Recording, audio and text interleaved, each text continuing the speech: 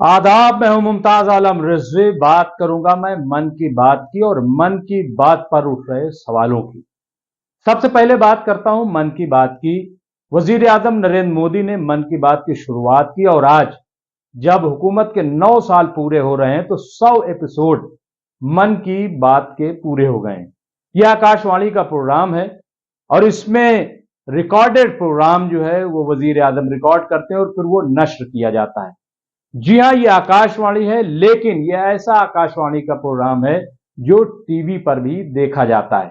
क्योंकि जब वजीर आजम आकाशवाणी पर मन की बात करते हैं तो इसको इलेक्ट्रॉनिक मीडिया भी दिखाता है, प्रिंट मीडिया भी उसको छापता है और इस तरीके से जो इंफॉर्मेशन होती है, जो वजीर आजम महीने में एक बार जो मन की बात करते हैं तो वो तमाम खबरें जो हैं वो फैलती हैं और इस तरीके से हर एक नए मौजू पर वजीर आजम नरेंद्र मोदी ने यानी प्रधानमंत्री ने मन की बात की। 9 साल पूरे हो गए हैं, 100वां एपिसोड है और इसको लेकर के वजीर आजम ने एक सिक्का भी यानी सरकार ने जारी किया है 100 का। इसके साथ ही आज भाजपाइयों में और खास तौर से सरकार में बहुत ज्यादा उत्साह है, बहुत ज्यादा जोश और खरोश है कि 100वां एपिसोड पूरा हो गया है और इसको हमारे प्रधानमंत्री नरेंद्र मोदी ने आज अपने मन की बात में कहा, ये अच्छाइयों का बड़ा अनोखा पर्व। यानी ये प्रोग्राम ऐसा है जिसमें मुस्बत बातें की जाती हैं, पॉजिटिव बातें की जाती हैं और इसमें जो है अच्छाई, कहां क्या कुछ अच्छा हुआ है देश में। और आपने देखा होगा कभी किसानों से बात कर रहे हैं मन की बात में, कभी छात्रों से बात कर रहे हैं, कभी किसी छोटे मोटे व्यापारी से बात कर रहे हैं। तो इस तरीके से प्रधानमंत्री इसमें, और कभी किसी अच्छी बात का उसको जो है मन की बात में जिक्र कर दिया तो मालूम हुआ सारा मीडिया उस जगह पहुंच गया, उसकी चर्चा हो गई। तो इसको कहा कि ये अनोखा जो है पर्व है अच्छाइयों का। इसके साथ ही प्रधानमंत्री ने कहा कि ये आध्यात्मिक यात्रा है हमारी। ये जो 100वां एपिसोड पूरा हुआ है, जाहिर है कि जब मन की बात करनी हो, भले ही रेडियो पर रिकॉर्डेड हो, लेकिन उसकी तैयारी तो करनी पड़ती है और जब तैयारी हो जाती है तब उसको पेश किया जाता है। तो ये आध्यात्मिक यात्रा प्रधानमंत्री ने इसको बताया है। इसके साथ ही उन्होंने एक हीलिंग अभियान की बड़ी तारीफ की है उन्होंने। इसके साथ ही उन्होंने जो सुनील जागलान की तारीफ की है कि उन्होंने जो सेल्फी विद डॉटर की मुहिम चलाई है, सेल्फी विद डॉटर की जो मुहिम चलाई थी उसकी भी उन्होंने तारीफ की है। और इसके साथ ही उन्होंने मंजूर अहमद, एक है जो पेंसिल और स्लेट का कारोबार करते हैं, तो उनसे प्रधानमंत्री ने बात की और ये पूछा कि आपका कारोबार कैसे चल रहा है। जी हां, कश्मीर से बात करना बहुत जरूरी था क्योंकि 370 खत्म होने के बाद और 35 से खत्म होने के बाद वहां की जो सूरत हाल रही है, उसके बाद वहां क्या कारोबार है, कैसे लोग रह रहे हैं, क्या है, बहरहाल तो ये बात की है। इस तरीके के और कई इश्यूज जो उठाए हैं और आज न सिर्फ ये कि हिंदुस्तान में जगह जगह ये प्रोग्राम नष्ट किया गया। जो भाजपा के लोग हैं या जो भाजपा के समर्थन के लोग हैं या वो लोग जो हुकूमत को पसंद करते हैं, वो तमाम जो है आज इस प्रोग्राम को देख रहे हैं, उस पर सवाल जवाब हो रहा है। तो ये एक बड़ा प्रोग्राम है, लेकिन इसके साथ ही ये अजीब और गरीब मामला है कि जब आज मन की बात कर रहे हैं और 100वां एपिसोड पूरा हो रहा है और इसके लेकर के भाजपाई जो है जश्न मना रहे हैं, सरकार लगी पड़ी हुई है, तो ऐसे में जंतर मंतर पर जो महिला पहलवान है, विमेन एथलीट हैं, वो धरना दे रही हैं अपनी इज्जत और आबरू के सवाल पर।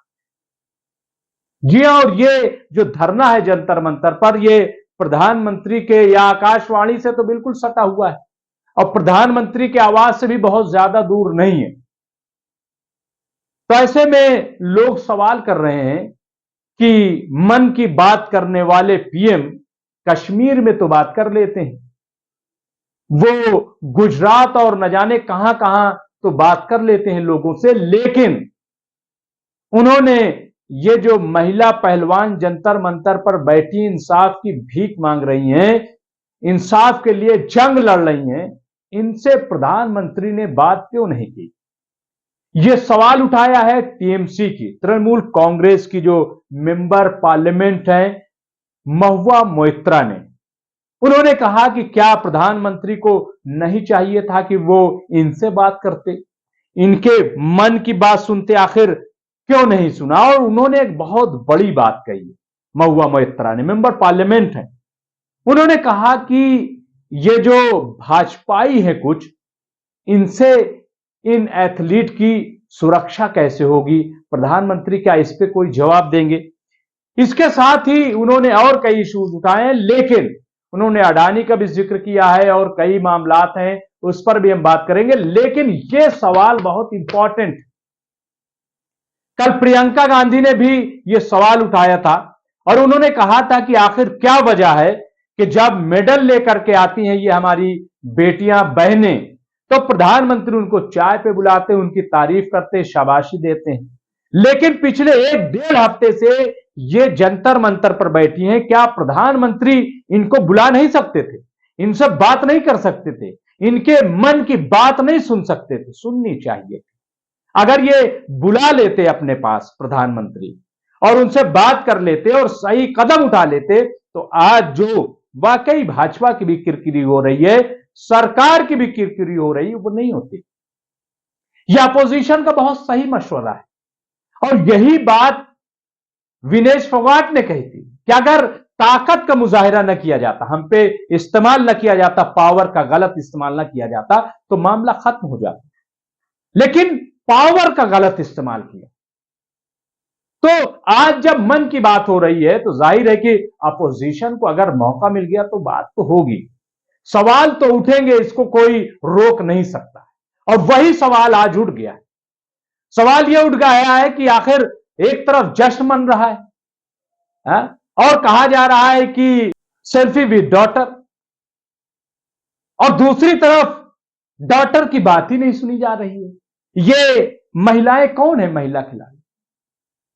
क्या इनकी बात प्रधानमंत्री को नहीं सुननी चाहिए? क्या इनकी बात सरकार को नहीं सुननी चाहिए? और फिर जो वीडियो सामने आ रहे हैं, कहा जा रहा है कि आप अब धरना खत्म कर दीजिए, एफआईआर तो हो गई है। लेकिन क्या महज एफआईआर का हो जाना कार्रवाई कहा जाएगा? जबकि खुद जो कुश्ती फेडरेशन के अध्यक्ष हैं और भाजपा के सांसद हैं ब्रिजभूषण शरण सिंह, वो कह रहे हैं कि हमें तो पुलिस पर बड़ा भरोसा है। ये पहली बार सुना गया है कि एफआईआर के बाद कोई ये कहे कि हमें पुलिस पर बड़ा भरोसा है, यानी अदालत पे नहीं है उनको भरोसा, पुलिस पे भरोसा। ये क्यों? ये कौन सा बयान है? हमने तो ये सुना कि अदालत पर भरोसा है, सरकार पर भरोसा है, हमने कभी ये नहीं सुना कि पुलिस पर भरोसा है। यानी बड़ा भरोसा था कि पुलिस एफआईआर नहीं दर्ज कर रही थी, सुप्रीम कोर्ट का जब डंडा चला तब एफआईआर दर्ज हुई, ये भरोसा नहीं। तो सवाल यह है कि जो पुलिस है वो कानून के तहत काम करेगी कि भरोसे के तहत काम करेगी? ये एक बड़ा सवाल। लेकिन सवाल इस वक्त बड़ा यह है कि क्या सरकार की किरकिरी नहीं हुई? प्रधानमंत्री एक ट्वीट तक नहीं करते हैं, यही ट्वीट कर देते कि अच्छा खत्म कीजिए, आपको इंसाफ मिलेगा, हटा देते अध्यक्ष पद से। फिर एक और वीडियो सामने आया कि जब ये पूरी जांच चल रही, जनवरी के बाद ये पूरी जब जांच बैठी तो उसके बाद ये कहा गया था कि जो खेल के मामलात होंगे उसमें ब्रिजभूषण का कहीं कोई अमल दखल नहीं होगा। इसके बावजूद मार्च में उत्तर प्रदेश में एक प्रोग्राम होता है कुश्ती का, और उसमें वो जाते हैं और बाकायदा इनाम देते हैं। इसको भी इन पहलवानों ने उठाया है कि ऐसा क्यों हुआ कि अभी तक क्लीन चिट भी नहीं मिली और वो प्रोग्राम में पहुंच गए। ये किसकी शय पर हो रहा है? और अभी तो सतपाल मलिक का भी वीडियो आ गया और उन्होंने कहा है कि बिल्कुल ये लड़कियां नहीं हटेंगी जंतर मंतर से कि जब तक सजा नहीं मिलती है ब्रिजभूषण। तो बहरहाल कहने का मतलब यह है, मैं मन के बात के हवाले से ये प्रोग्राम शुरू किया और मैंने मन के बात की अहमियत बताई। वाकई अहमियत है, लेकिन ये क्या है कि जो हमें अच्छा लगे वो तो अच्छा है, जो हमें अच्छा नहीं लगता वो अच्छा नहीं है। ये कौन सी बात है? अगर आप वाकई आवाम की मन की बात कर रहे हैं तो कम से कम कहां दर्द है वो भी तो सुने, किसी का दर्द भी तो सुनिए, किसी की तकलीफ भी तो सुनिए। और मुसलमानों को तो छोड़ दीजिए, लेकिन ये पहलवानों और किसानों और नौजवानों की बात तो सुनिए। क्या इस मन की बात में पुलवामा का जवाब दिया गया?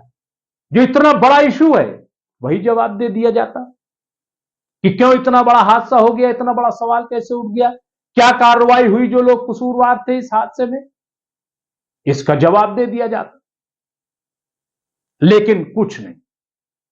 तो बहरहाल मन की बात का जश्न मनाया जा रहा है, लेकिन दूसरी तरफ जंतर मंतर पर बैठी महिला पहलवानों को पूरी दुनिया देख रही है।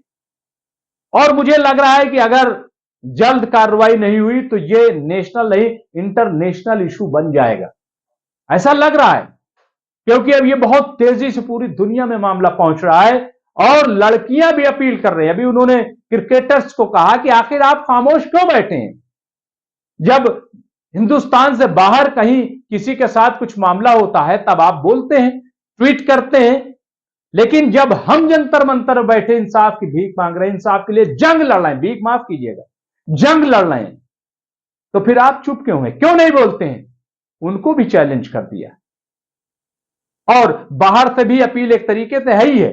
तो ये एक बड़ी लड़ाई बन गई है। इसीलिए मुझे लग रहा है कि मन की बात बहुत अच्छी बात है, लेकिन ये जो लड़कियां बैठी हैं इनको भी इंसाफ मिलना जरूरी, वरना इससे सरकार की किरकिरी ही नहीं होगी। माफ कीजिएगा, मैं बता रहा हूं आपको, ये बहुत बड़ा बवाल बन जाएगा। कर्नाटक में भी इसका असर पड़ेगा, जो वहां चुनाव हो रहा है, जो निकाय चुनाव उत्तर प्रदेश में हो रहा है उस पर भी असर पड़ेगा, और 2024 में तो पड़ना तय है, यह आप समझ लीजिए। इसलिए चाहिए कि फौरी तौर पर सरकार इस पर ध्यान दे और कार्रवाई करे। मैं इसलिए ये बात कह रहा हूं क्योंकि जितना सेंसिटिव मामला है, आप सोचिए कि पास्को के तहत एफआईआर दर्ज हुई है, और हमने अपने एक इंटरव्यू में दिखाया है, रहमान साहब ने बताया कि जब इतना सेंसिटिव मामला होता है तो फौरन जो अरेस्टिंग होती है, गिरफ्तारी होती है। फिर अब तक गिरफ्तारी क्यों नहीं हुई? बयान दिया जा रहा है, जिसके खिलाफ एफआईआर दर्ज है वो टीवी पे जाकर के प्रोग्राम कर रहा है। ये क्या है? इतनी हिम्मत कहां से आई? तो बहरहाल ये बड़े सवाल उठ रहे हैं, उसका जवाब भी मन की बात में न सही लेकिन मंच पर जरूर देना पड़ेगा प्रधानमंत्री को। बहुत बहुत शुक्रिया।